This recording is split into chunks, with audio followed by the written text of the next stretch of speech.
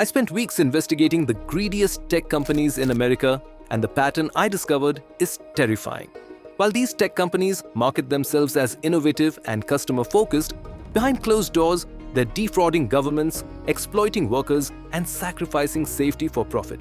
One company fell from first to third most valuable, losing $1.1 trillion, all because greed overtook innovation.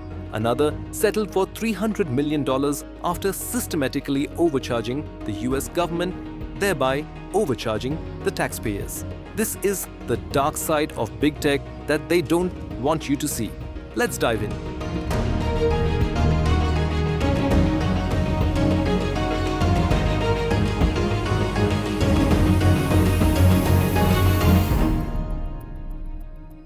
Let's start with Oracle and its founder, Larry Ellison, a man who owns 98% of a Hawaiian island, making most residents economically dependent on one person.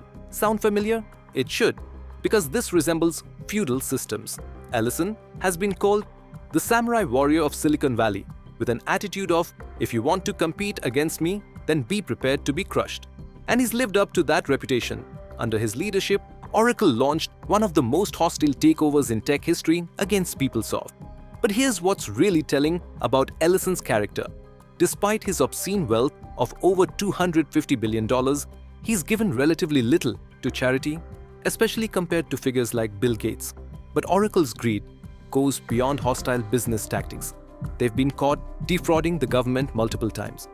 In their biggest scam, Oracle charged the US government much higher prices for software than private companies paid for the exact same products. When they got caught, Oracle paid nearly $300 million in settlements, $199.5 million in one case and $98.5 million in another. Essentially, they stole from taxpayers by overcharging the government. Larry Ellison literally said his favorite line is, "I had all the disadvantages necessary for success, but when you own almost an entire island and control the economic fate of its residents, you're not exactly the underdog anymore." Oracle represents the old guard of tech greed, the kind where executives openly embrace ruthless business practices. But the newer tech giants, they've learned to hide their greed behind innovation narratives. Which brings us to Apple, and this is where things get really intriguing. Apple wasn't always driven by greed. In fact, under Steve Jobs, the company explicitly rejected the financial engineering tactics that other companies used. When Warren Buffett advised Apple to spend their cash on dividends and stock buybacks, Jobs refused. He said their goal was to increase enterprise value and asked, "Which would you rather have us be, a company with our stock price and $40 billion in the bank, or a company with our stock price and no cash in the bank?" Jobs believed great products were the secret to Apple's success. And he was right. From 1997 to 2011, Apple's stock grew by 11,400%. But here's where the story takes a dark turn. When Tim Cook took over in 2011, everything changed. Less than 7 months after becoming CEO, Cook implemented Apple's first dividend and stock buyback program. Initially planning to spend $45 billion from 2012 to 2015, they ended up almost doubling that, spending $80 billion instead. But the real kicker? Apple's innovation started dying.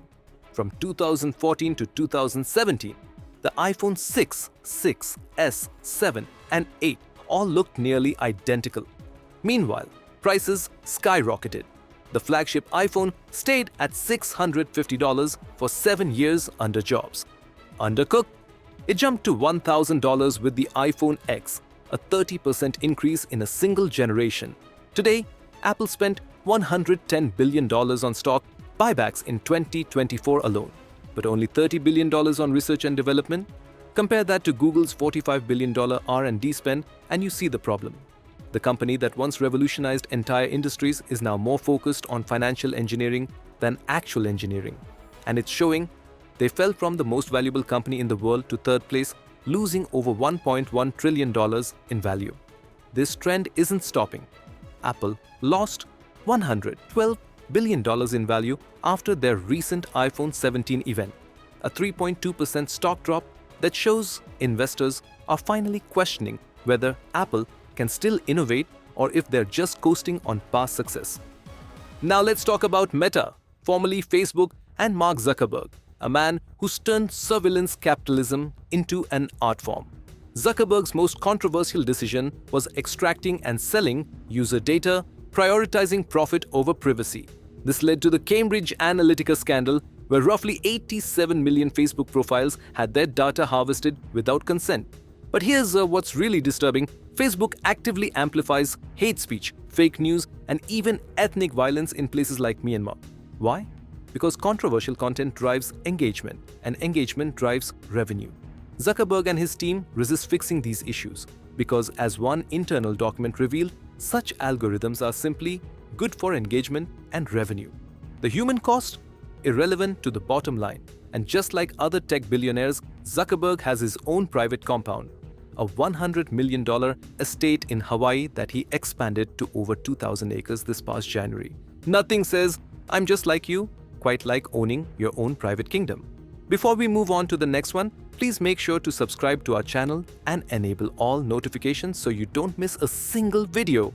Finally, we have Amazon and Jeff Bezos, the company that's exercised monopoly-like power for years while treating workers like disposable machines. Amazon warehouses are notorious for their brutal working conditions. Your bathroom breaks are timed, you're held to absurdly high standards, and security cameras watch you 24/7. One former worker said, "If you don't meet standards or their rates, you're out the door. You're just disposable." When workers try to unionize to improve conditions, Amazon cracks down and stalls these efforts. Meanwhile, the company frequently avoids paying taxes despite having annual revenue in the hundreds of billions. Bezos was the wealthiest man alive from 2017 to 2021, all while his workers struggled to make ends meet. The psychological toll is enormous. Workers describe the job as harder work physically, but also psychologically due to the constant surveillance and impossible productivity rates. This is the ultimate expression of tech greed, extracting maximum value from human labor while giving back as little as possible. So what connects all these companies? They've all reached a point where growth and profit have become more important than the people who made them successful, whether that's employees, customers, or society at large. Oracle crushing competition through hostile takeovers, Apple prioritizing stock buybacks over innovation, Meta amplifying harmful content for engagement, Amazon treating workers like machines. These aren't just business decisions. They're choices that reveal what these companies truly value. And it's not the innovation, connection, or convenience they claim to provide. What do you think? Are these companies too big to fail? Or is their greed setting them up for a fall? Let me know in the comments below. See you in the next video.